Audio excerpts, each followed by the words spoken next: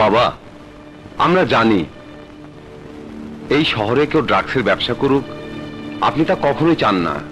কিন্তু হোটেল ড্রিমের মালিক আকবর মির্জা তার হোটেলে রীতিমতো ড্রাগসের ব্যবসা চালিয়ে যাচ্ছে। আর এই নেশার কারণে আমাদের ছেলেরা নেশাগ্রস্ত হয়ে আমাদের চোখের সামনে ধ্বংস হয়ে যাচ্ছে। আপনি এই হোটেলের নেশার ব্যবসাটা বন্ধ করে দিন। আমাদের সন্তানদের আপনি বাঁচান বাবা, ওদের জীবন রক্ষা করেন।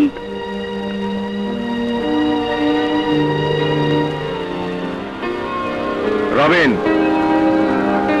যত টাকার বিনিময়ে হোক আমি ওই ড্রিম হোটেল কিনতে চাই।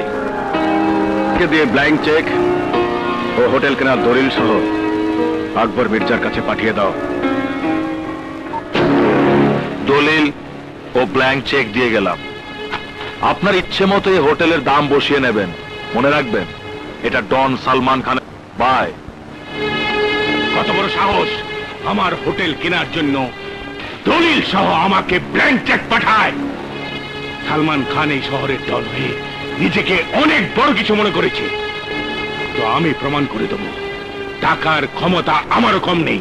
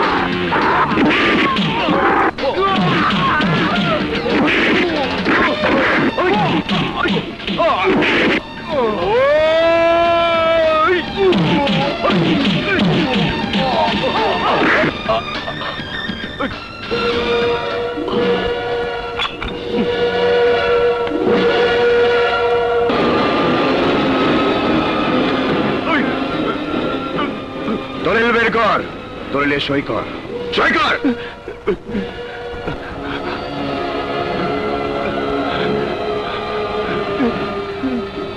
যে অন্যায় তুই করেছিস তাতে তোর মৃত্যু ছিল একমাত্র শাস্তি, কিন্তু প্রথমবারের মতো হোটেলের দলিলে সই নিয়ে তোকে ছেড়ে দিলাম।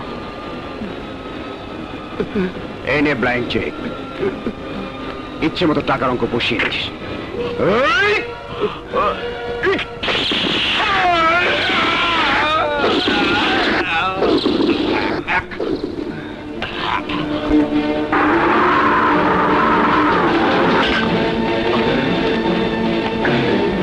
ঠিক মতো লেখাপড়া করিস, শুধু টাঙ্কি মারিস না। বাবা বাবা, টাঙ্কি আমি মারি না তুই মারিস বাবা।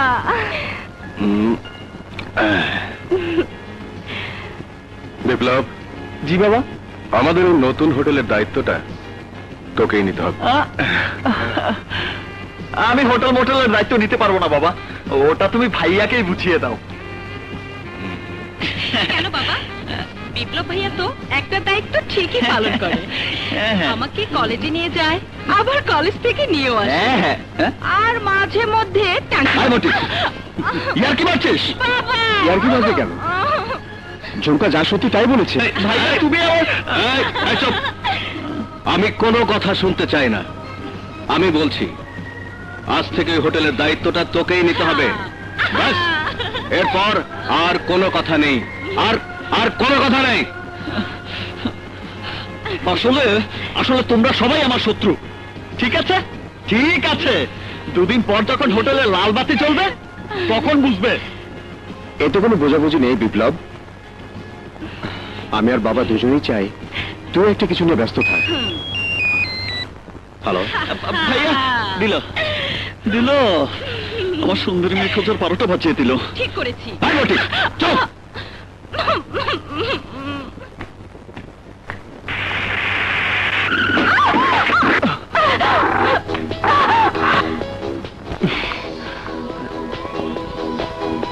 এই মিস্টার, কিছু মনে করবেন না। চোখের কালো চশমাটা খুলে গাড়ি চালাবেন, তাহলে ভবিষ্যতে অ্যাক্সিডেন্ট করার ভয় থাকবে না।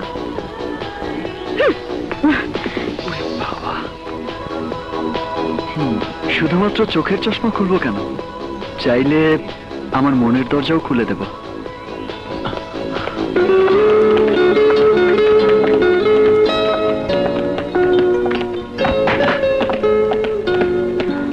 আসসালামু আলাইকুম স্যার।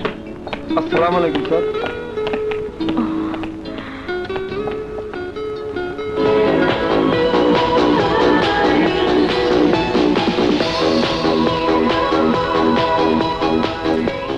দেখুন, আপনার সিরিয়াল চলে যাওয়া মানেই সময় জ্ঞান আপনার নেই, আর যার সময় জ্ঞান নেই তাকে তো চাকরি দেওয়া যায় না।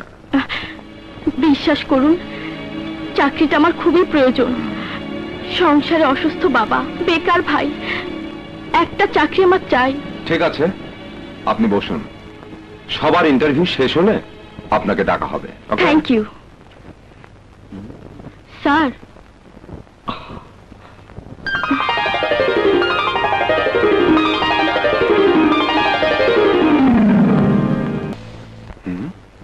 ও স্যার, কি হলো? মেয়েটা কি আপনার পরিচিত? মেয়েটা আপনার পিএ হিসাবে ইন্টারভিউ দিতে এসেছে। ওর অ্যাপয়েন্টমেন্ট লেটারটা দিয়ে দাও। কিন্তু ইন্টারভিউ তো এখনো নেওয়া হয়নি স্যার। ওর ইন্টারভিউ হয়ে গেছে। আমি তো কিছুই বুঝতে পারছি না স্যার।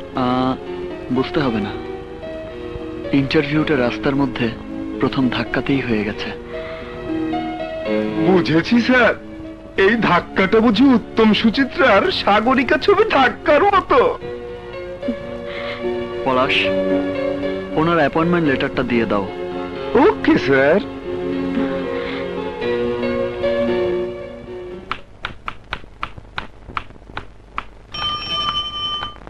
এই রিক্সা, বাই।